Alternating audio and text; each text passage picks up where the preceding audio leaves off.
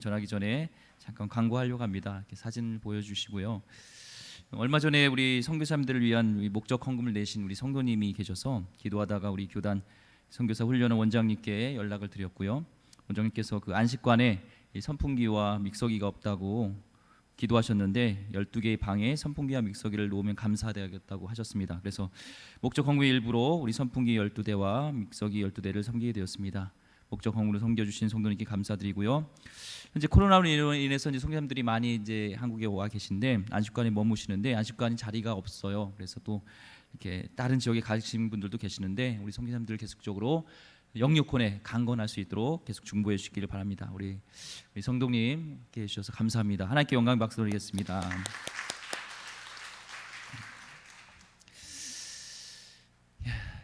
첫 표적이란 제목입니다. 첫 표적, 첫 중요하죠.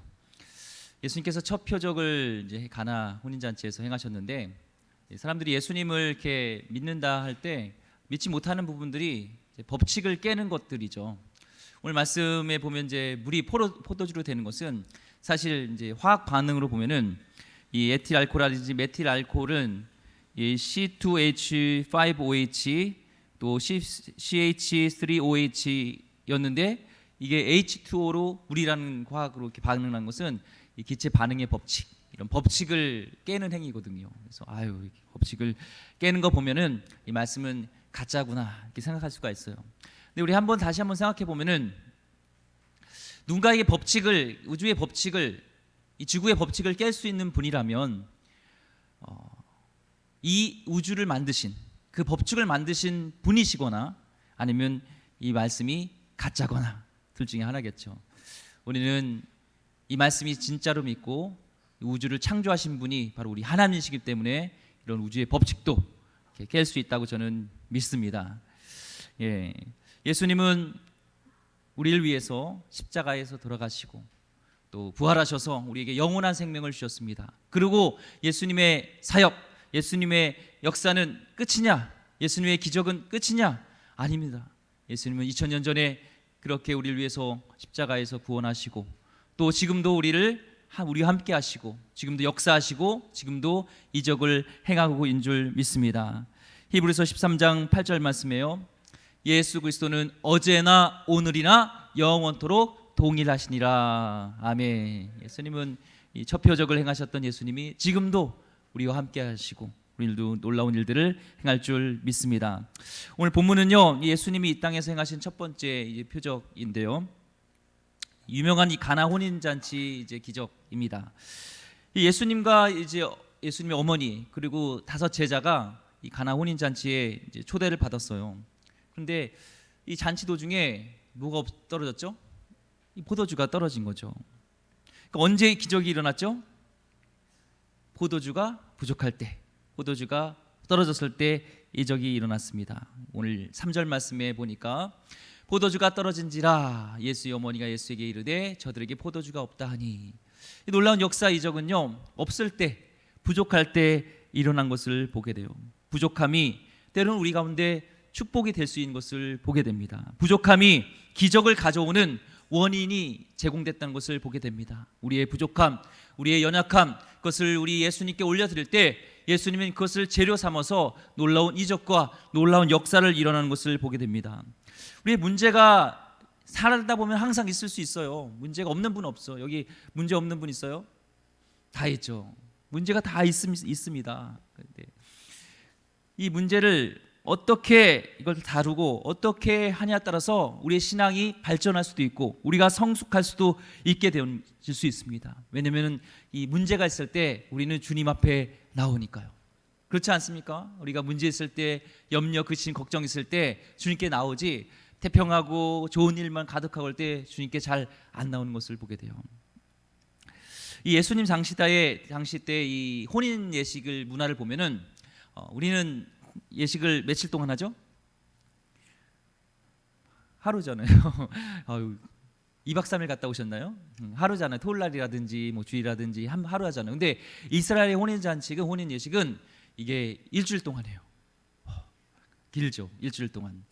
그러니까 이게 평상시에는 좀 굶주리고 잘 못 먹어도 이 예식 때만은 정말 풍성하게, 풍요롭게, 먹을 것도 풍성하게 잔치를 벌이는 것이 이스라엘의 이 예식 문화였습니다. 특별히 이 예식 중에서 중요한 것이 있는데 바로 이 포도주라는 거예요. 우리가 볼 때 목사님, 우리도요, 우리 이 결혼 예식 때 이제 피로연을 갔잖아요. 피로연 오면 꼭 그 나오는 게 있어요. 찐 이슬이라고 그런 게 있어요. 그래서 우리가 볼 때 그 찐 이슬 같은 그 특정 상표를 전 얘기하지 않습니다. 후원 받은 것도 없습니다. 후원 받지도 않습니다. 그쪽에서는 찐 이슬을 이렇게 하는데 딱 비슷한 것 같아요. 이스라엘도 보니까 이런 포도주를 먹네요. 술을 먹네요. 근데 좀 달라요. 이 중동 지방은 이 건조하잖아요. 물이 부족해요. 그렇죠? 물이 부족하다 보니까 물을 잘 간수하기도 어렵고 또 물을 이렇게 먹기도 어려운 상황에서 그래서 이 포도주를 통해서 이 발효시켜서 물이 빨리 상하지 않도록 이렇게 그러니까 음료 대용으로 우리의 물 이것을 중요한 물을 공급할 수 있는 그런 생명의 근원이 바로 이 포도주라는 거예요. 그러니까 잔치 때 거기 취하려는 것보다 귀한 음식, 귀한 것을 먹을 수 있다. 우리 전라도 가면은 그 귀한 거 나오잖아요. 이 삼합 같은 거, 이 예식 때 이런 거 안 나오면은 예식 아니라면서요. 또 저 포항에 가니까 뭐죠? 그 무슨 대복치인가? 이런 것도 나오고 다 특산품이 나오고 중요한 게 나듯이 이 중동 지방에는 중요한 것이 포도였고요. 이 포도로 포도주를 담가서 물을 흡수할 수 있는 생명을 연장할 수 있는 그런 것이 되게 됩니다. 우리 대부분의 사람들은요, 그런데요, 문제가 생기기 전까지는 예수님을 찾지 않습니다. 그렇죠? 예수님을 우리 만나셨던 경험이 있습니까? 예수님을 경험했던 경험이 있습니까? 그때 보면은 뭔가 문제가 있을 때, 어려움 있을 때 그러지 않나요? 저도 예수님께 막 원망하다가 예수님 만났어요. 형이 교통사고를 나가서 길게 얘기하지 않겠지만 왜 우리 형이 교통사고 당해야 돼요? 하나님 계세요? 하다가 하나님 만났어요.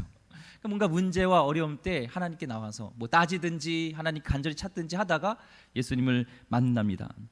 문제가 있을 때 그것을 하나님께 나오게 되고 또 문제가 없을 때는 심지어 예수님이 어떤 분인지도 모를 때가 많습니다. 그렇기 때문에 문제는요, 다시 한번 우리 좀 인식을 바뀌었으면 좋겠어요. 문제는 하나님의 은혜를 가져오는 통로다. 우리 한번 반복했으면 좋겠습니다. 문제는 하나님의 은혜를 가져오는 통로다. 아멘. 문제와 고난이 있어야 은혜 주심도 우리는 깨달아요. 평상시 때는 그게 은혜인지 몰라요. 고난과 문제가 있어 보면은 진짜 이것이 하나님의 은혜였구나. 내 돈이 떨어져 봐야지 하나님이 먹이셨구나. 내 건강이 잃어봐야지 내가 평상시에 건강한 것이 주님의 은혜였구나라는 것을 우리는 깨닫게 되는 것이죠. 사람은 다 완전하지 않습니다. 다 부족해요. 잘 보세요. 어떤 분은 돈이 많습니다. 근데 굉장히 사랑이 없어요. 어떤 사람은요, 지식이 많은데요, 건강이 없어요. 그 스티븐 호킹 박사, 고 스티븐 호킹 박사처럼 지식이 있지만 건강이 없습니다. 인격은 좋은데 뭔가 능력이 없어요. 그런 사람도 있습니다. 뭔가 부족한 것들이 우리는 많이 있습니다. 우리 다 그렇다면 뭐예요? 이것은 하나님이 필요하다는 거예요. 하나님의 은혜가 필요하다. 하나님의 문제가 필요하다. 여기 계신 모든 분들의 가운데 나는 아닌 것처럼 이렇게 하고 계실지 모르지만 하나님의 은혜가, 하나님의 도움이 필요 없는 분은 여기에 아무도 없다. 저는 그렇게 얘기하게 하게 됩니다. 그런데요, 이 문제를 잘 다루면 우리 가운데 놀라운 일이 있어요. 이 아인슈타인은요, 말을 잘 못했어요. 그래서 그 말 못하는 것을 잘 다뤘습니다. 4살 때 말을 시작, 7살 때 겨우 글을 배울 정도로 말을 잘 못했어요. 아인슈타인은요. 아이작 뉴턴은요, 초등학교 시절 때 성적이 맨 꼴찌였습니다. 공부를 잘 못했습니다. 토머스 에디슨은요, 담임 선생님께서 12년 동안 내 교편 생활 중에 이렇게 둔한 학생은 처음이라고 혹평을 했던 사람입니다. 이 월트 디즈니랜드를 창설한 디즈니랜드 그 사람은요, 신문사에 취직했다가 이 편집국장으로부터 야, 너는 이렇게 아이디어가 부족하냐? 넌 아이디어가 별로 없어 해서 해고당했던 사람이 월트 디즈니입니다. 윈스턴 처칠은요, 6학년 때 낙제로 1년 더 학교를 다녔고요. 베토벤은 32살 때 이 귀머거리가 되었지만 그걸 극복하고 그는 그 제 주옥 같은 제 교향곡을 작곡하게 됐습니다. 이 돈키호테를 쓴 이 세르반테스는요, 전쟁 중에 왼팔을 잃었던 상위 군인이었어요. 왼팔이 없던 사람이었습니다. 대학교에 인기 강사였으며 수많은 책을 써서 많은 사람들에게 위로와 희망을 준 헬런 켈러는요, 볼 수도 없었고 들을 수도 없었던 사람이었습니다. 부족함이 축복일 수 있다는 겁니다. 반면에 이런 부족함을 잘못 다루면 인생을 망칠 수도 있습니다. 우리가 부족함이 축복될 수 있는 방법은 예수님 앞에 그 부족함을 갖고 나와야 된다는 것입니다. 예수님께 그 부족함을 가지고 간구해야 된다는 것입니다. 부족함을 가지고 예수님을 찾아서 잘못되었다는 사람은 저는 한 번도 못 봤습니다. 여러분, 부족함 혼자 끙끙 앓지 마시고 하나님께 가지고 나오시기 바랍니다. 나는 같이 살기로 했다라는 최근에 읽었던 그 한근영 사모님이 쓰신 책인데요, 거기에 정말 각별한 친구가 나와요. 정말 각별했어요. 그래서 얘기 안 해도 먹을 거 있으면 나누고, 옷도 보면 아이들이 자식이 뭔가 옷이 작은 것 같으면 알아서 그냥 사주고, 서로 이렇게 넣고 유무상통했던 그런 각별한 친구가요, 이 암이 걸리게 돼요. 투병을 하게 됩니다. 그것도요, 말기암 4기가 돼요. 두 번째 수술을 끝났는데 하나님이 그 사모님 친구한테 은혜를 입은 자야 라는 음성을 주시는 거예요. 그래서 은혜를 입은 자? 내가 은혜를 입었어? 그걸 이렇게 생각하게 되었어요. 그 말씀이 들린 후에 옆에 이제 같은 병동에 병실에 있던 어떤 한 이제 입원한 똑같은 이제 암 환자로 입원한 분이 있는데 이제 전화 통화를 하는 걸 들었어요. 그랬더니 장로님, 전 괜찮아요. 장로님, 좀 걱정 안 하셔도 돼요. 저는요 완전 초기래요, 암이. 그래가지고요 이제 걱정하셔도 안 해도 되고 다 이제 깨끗이 제거됐고 다시 이제 재발할 위험은 거의 없대요. 그래서 참 하나님의 은혜예요. 그 말을 듣자 이분이 이 눈물이 막 왈칵 쏟아진 거예요. 그렇지, 하나님의 은혜라는 것은 이쯤 돼야 되는 거 아닙니까?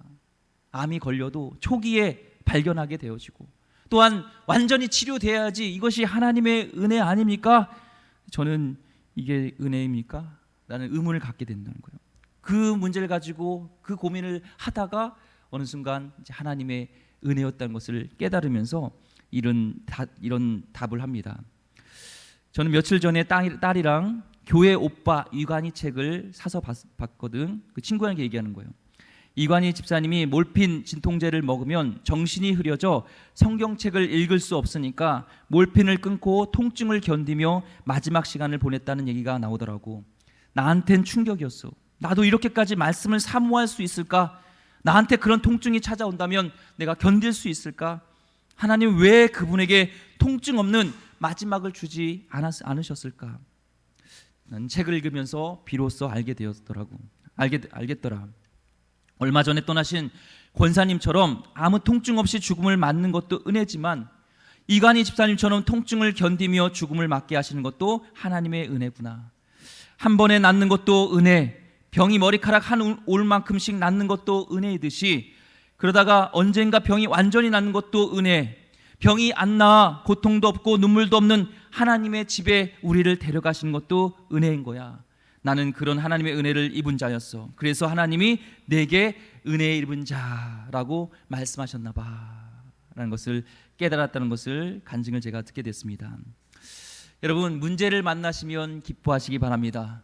하나님께 감사하시기 바랍니다. 그 순간을 통해서 하나님의 은혜를 경험하게 되어지고 하나님의 은혜가 깨달아진다면 그것이 은혜인 줄 믿습니다. 야고보서 1장 2절 말씀에 내 형제들아 너희가 여러 가지 시험을 당하거든 온전히 기쁘게 여기라 말씀하셨던 것처럼 그 시험을 통해서 하나님을 의식하게 되고 하나님의 은혜를 내가 깨닫게 되어진다면 우리는 기쁘게 여겨야 될 줄 믿습니다. 여러분, 문제는 부족함은 무엇입니까? 그걸 가지고 예수님께 오늘 나오시기를 바랍니다. 하나님은요 이 포도주 이적을 베푸실 때 사람들을 통해서 일하셨어요. 혼자 일하지 않으시고 사람을 통해서 일하셨는데 특별히 그 사람의 믿음을 보시고 역사하신 것을 보게 됩니다. 첫 번째 그 믿음을 보니까 어떤 믿음을 봤냐면 확신 속의 믿음이요. 확신을 가지고 나가는 믿음이 있었다는 것을 보게 됩니다. 이 3절에 보면 아까 포도주가 떨어졌죠. 이때 예수님께 나옵니다. 이 마리아가 예수님께 나와서 그것을 좀 어떻게 해결해 달라, 문제를 해결해 달라 얘기를 합니다. 근데 예수님께서는요 알았어요, 내가 해결해 줄게요 이게 아니라 여자여 내가 나와 무슨 상관이 있나이까 내 때가 아직 이르지 아니하였나이다 이를 얘기해요. 그래서 여자요 하면은 엄마한테 여자요 막 이런 약간 뭐 이렇게 반말 쓰는 것 같은데, 이게 어떤 학자들에 보면은 그 약간 우리 한국 언어로 좀 표현하기 어려운 그런 존칭이라고 얘기하더라고요. 이 로마 황제 아우구스트가 이집트 여왕 클레오파트라를 부를 때 이 존칭을 사용했다는 거예요. 그러니까 굉장히 좀 나쁜 용어가 아니라 존칭해주는 이 명칭이라고 얘기를 합니다. 그러니까 한국어로 옮기기가 참 어려운 명칭이에요. 근데 어쨌든 나와 무슨 상관이 있나니까, 내 때가 아직 이르지 않으니까, 뭔가 거절 같잖아요. 그렇죠? 뭔가 거절하는 것 같은데, 이거에 대해서 이 예수님 어머니는 끝까지 신뢰하는 거예요. 예수님을 끝까지 신뢰하고 뭐든지 할 수 있어. 예수님이 할 수 있어. 이 믿음을 버리지 않았어요. 아유 그래? 아유 예수님이 할 수 없나 보다. 못하나 보다. 이게 아니라 끝까지 확신을 가지는 믿음이 있었다는 것을 보게 됩니다. 주님이 하실 수 있음을 믿고 나가시기 바랍니다. 여러분, 문제를 사람은 해결할 수 없어도 우리 주님은 분명히 해결할 줄 믿음으로 나가시길 소망합니다. 둘째, 어떤 믿음이 있었냐면 말씀에 온전히 순종하는 믿음이 있었다는 거예요. 여기 보면은 마리아가 하인들에게 뭐라고 얘기하면 5절과 9절 말씀에 보면은 순종하라는 거예요. 5절 말씀에 무슨 말씀을 하시든지 그대로 하라 하는 거예요. 너희가 상식으로 이해되는 말씀을 하거든 그대로 하라가 아니라 무슨 말씀이든지 그대로 하라는 것을 얘기해요. 가서 이제 두세 통 드는 도랑아리 6이 놓였는데 거기 아기까지 채우라. 그것을 떠다 줘라. 끝까지 상식적으로 이해가 안 돼도 그것을 끝까지 하라는 것이죠. 우리의 믿음은요, 상식에 반응하는 것이 아니라 우리의 말씀, 하나님의 말씀에 반응하는 것인 줄 믿습니다. 예수님의 말씀에 반응했던 것처럼 우리에게 하나님께서 우리에게 요구할 때, 믿음을 요구할 때 말씀을 주세요. 그리고 그 말씀을 믿게, 거기에 반응할 때 놀라운 역사가 일어난 것을 보게 된 것입니다. 중요한 것은요, 하인들이 예수님의 말씀에 끝까지 순종했다는 거예요. 끝까지. 그냥 아기까지 채우고 뭐야 물이 안 변했네, 에이 끝이다, 이게 아니라 끝까지라는 거예요. 언제 물이 변화된지, 물이 포도주 변한지 몰라요. 항아리까지 채웠을 때일지, 떠다 줬을 때일지, 그것을 마실 때인지 언제일지를 모릅니다. 하지만 우리는 끝까지 순종할 때, 믿음으로 반응할 때 역사가 일어나는 줄 믿습니다. 여러분, 한 번 기도했다고 안 일어나주네, 중보했는데 안 돼 그러지 마시고, 하나님이 원하시는 기도고 정말 열방을 품는 기도라면 우린 끝까지 기도해야 될 줄 믿습니다. 한 영혼의 구원을 위해서, 가족의 한 영혼을 위해서 정말 열방을 품고 기도해야 될 그 기도 제목이 있다면 우리는 끝까지 순종하면서 나가야 될 줄 믿습니다. 근데 순종은 쉽지 않습니다. 어렵습니다. 눈에 보이지 않습니까? 그렇지만 순종의 열매는 아름답고 기쁘다는 것을 오늘 말씀을 통해서 우리가 알 수가 있습니다. 세 번째는요, 그릇을 잘 준비하는 믿음이요. 하나님의 은혜는요, 폭포수 같습니다. 하나님은요, 도저히 이렇게 상상할 수 없는 넓은 은혜와 큰 그런 분이십니다. 넓은 분이세요. 근데 우리의 그릇 때문에 하나님의 그 폭포수 같은 은혜를 담을 수 있는 그릇이 제한되는 것이죠. 오늘 보니까 물을 어디까지 떠오라냐면, 거기 보니까 6절 말씀에 보니까 정결 예식에 따라 두세 통이 드는 도랑아리 6이 놓였다고 얘기합니다. 이 정결 예식은 유대인들이 전통적으로 이 음식을 먹기 전에 손을 씻는 것이라든지, 또한 밖에 나갔다 들어올 때는 이 발을 씻는 것, 그래서 이 정결 예식을 위해서 꼭 이게 그 장로들의 유전이어서 그걸 지켜야 돼요. 그래서 필요한 그 물이 있습니다. 도랑아리 6이 놓여 있었어요. 보통 이 도랑아리 하나에는 20에서 한 30갤런 정도의 물이 있었다고 합니다. 그러니까 6 곱하면은 6, 22, 30이면 3, 6, 18, 180갤런의 물이 있었다는 거예요. 이 180갤런을 리터로, 우리 갤런이면 잘 모르잖아요. 이 리터로 바꾸면은 681리터예요. 681리터. 그러니까 이 한 사람당 1리터씩 마시면은 몇 명이 먹을 수 있는 양이에요? 681명. 이게 500ml처럼 그 생수통에다 먹는다 하면은 1000명이 먹을 수 있는, 이상 먹을 수 있는 양의 많은 그런 물을 담은 거예요. 물이 부족한 나라에, 물이 부족한데도 그것을 할 때 끝까지 순종했다는 거예요. 이해가 안 되죠. 아니 지금 포도주가 떨어졌는데 왜 물을 채우라고 그래? 이럴 수도 있어요. 끝까지 아기까지 가득 채우는 놀라운 역사가 일어나는 것 줄 보게 됩니다.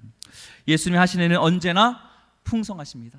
예수님은 풍성하신 분입니다. 주님이 주신 은혜는 풍성하십니다. 요한복음 1장 14절 말씀에 말씀이 육신이 되어 우리 가운데 거하심에 우리가 그의 영광을 보니 아버지의 독생자의 영광이요 은혜와 진리가 충만하더라. 주님은 충만하신 분입니다. 요한복음 1장 16절 말씀에 같이 읽어볼까요? 시작. 우리가 다 그의 충만한 데서 받으니 은혜 위에 은혜더라. 주님은 충만하신 분입니다. 큰 그릇을 준비해야 됩니다. 우리 믿음의 큰 그릇을 준비해야 돼요. 저는 우리 기름교회 성도님들이 이런 믿음의 큰 거부가 되길 원해요.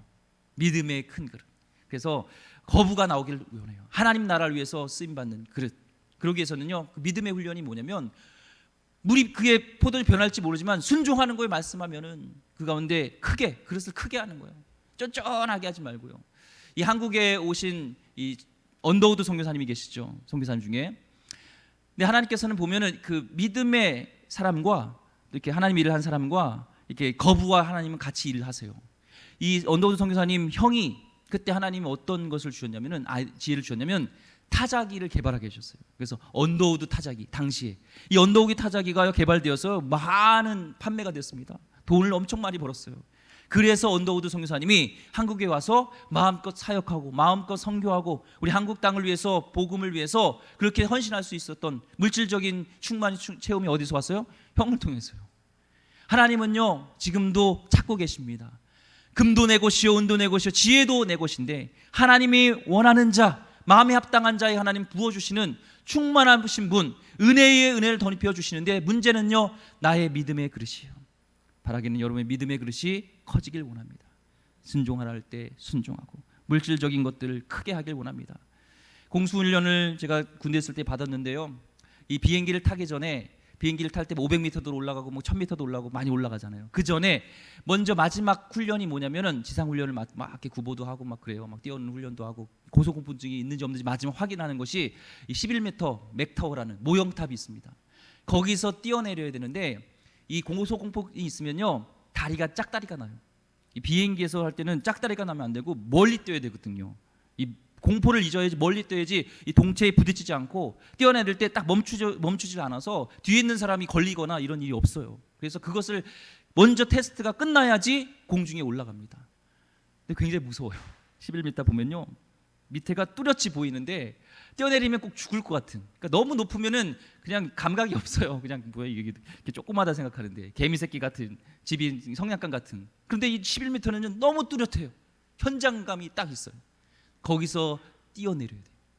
거기서 3번 합격을 해야지 비행기를 탈 수가 있습니다. 그 이유는 비행기를 타든 못 타든요 1000m는 하겠지만 더 높이 올라가도요 다 뛰어내려요. 마찬가지예요.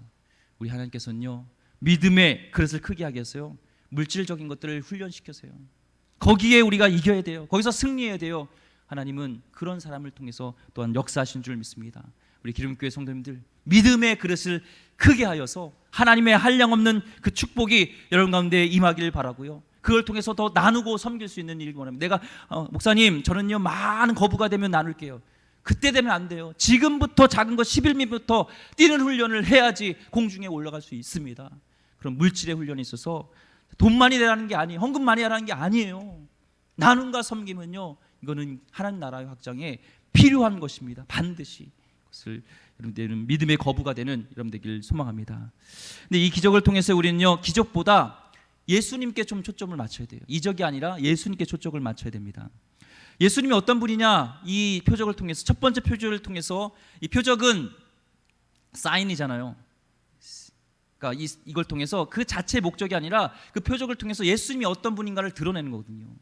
예수님 메시아라는 것을 궁극적으로 얘기하지만 어떤 분인가 예수님을 알 수 있습니다. 첫 번째는요 예수님은요 변화를 일으키시는 분이에요. 예수님은 변화시킬 수 있는 분입니다. 돌같이 단단한 내 영혼도 주님이 함께 하시면 그 돌같은 마음이 변화된다는 거예요. 찡그리고 맨날 이렇게 있던 우리 마음이 주님이 역사하시면 내 가운데 희락이 넘치는 거예요. 내 마음에 싹이 터요. 그 싹 트네 싹 터요 예수님의 사랑이, 예수님의 사랑이 싹 트면서 얼굴이 바뀌어지는 거예요. 그 낮은 울타리사에서 온 책 개나리는 근심하지 않는다 책을 보니까 이 목사님이 장영실 목사님이 개다리를 연구하다가 놀라운 사실을 개발한 게 뭐냐면 알게 된 게 뭐냐면 이 개나리는 염려하지 않는다는 것을 확신하겠다는 거예요. 그래서 아내에게 내가 볼 때 개나리는 염려하지 않는 것 같아. 그래서, 아니 당신이 개나리가 말해봤어요? 여러분 개나리랑 얘기해보셨나요? 토크어바웃 해보셨나요? 토킹어바웃 해보셨나요? 개나리야 너 염려가 없냐? 개나리. 왜 그런가?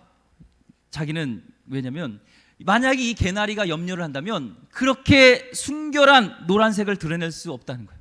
염려가 있는 사람이 그렇게 밝게 이렇게 색을 드러날 수 없다는 거예요. 이렇게. 여러분 표정은 어떻습니까? 한번 옆을 보세요. 거울 한번 보세요.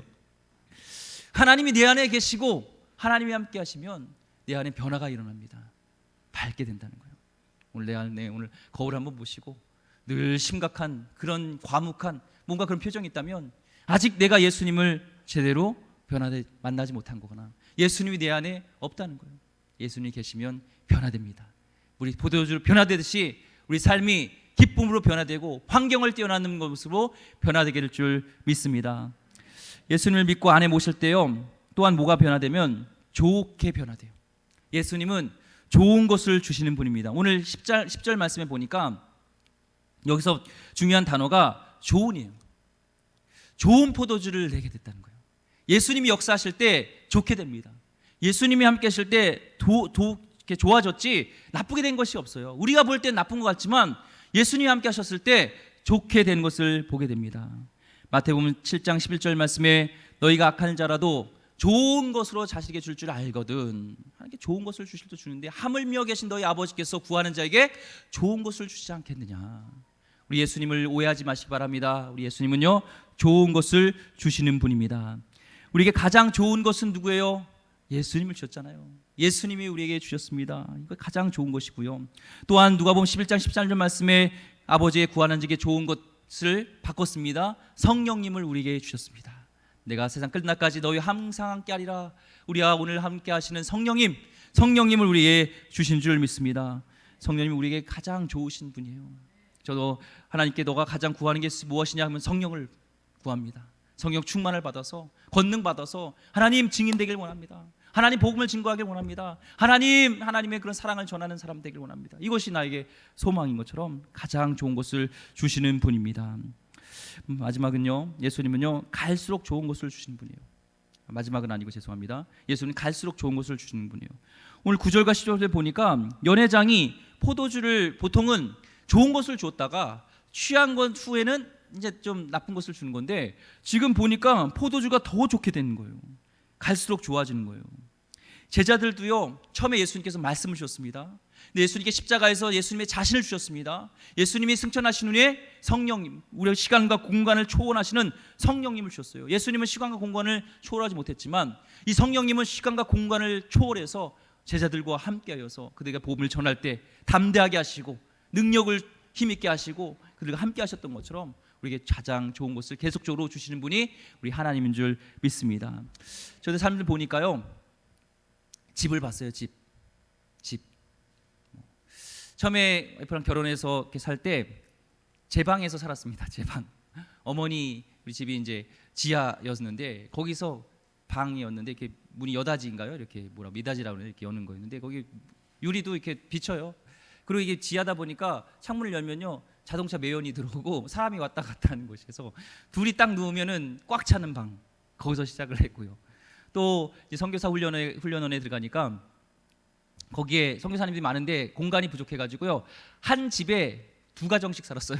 그러니까 방은 2개인데 화장실도 같이 모든 걸 같이 쓰는데 참 그렇습니다. 그런 곳에서 또 지내고 또 필리핀 선교사로 갔을 때 보니까 처음에 갔을 때 또 어떤 선교사님은 어떤 분한테 또 사기를 당해가지고 신혼여행 갔다가 바로 거기서 머물면서 사역을 시작했는데 집이 없어가지고 일주일 동안 게스트하우스에서 머물기도 하고 이런 곳에서 살다가 점점 좋게 하다가 지금 또한 좋은 곳에서 이렇게 하는 걸 보면 하나님은 그걸 통해서도 하나님은 점점 좋은 것을 주시는 분이다라는 것을 깨닫게 하시는 것 같아요. 우리 한번 돌아봤으면 좋겠습니다. 하나님은요 돌아보세요. 10년 전보다 20년 전보다 더 좋아지지 않았습니까? 주님은요 어떤 방법이든 점점 더 좋은 것을 주시는 줄 믿습니다. 근데요 우리 말씀을 보면요 물질을 주시는 이유가 복음을 위해서입니다. 하나님 나라를 위해서입니다. 이 하나님의 뭐가 기뻐하시는 건가, 하나님이 즐거우신가 뭔가를 거기에 우리의 초점을 맞추면 물질도 주시고 필요한 것을 채워주세요. 하나님을 이용하지 마시고 하나님을 기쁘시게 하는 데 목적을 맞추면 우리 모든 것을 따라옵니다. 하나님의 목적이 여러분이 되기를 소망합니다.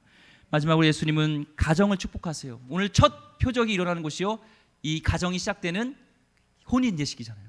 하나님이 가정을 축복하기를 원하십니다.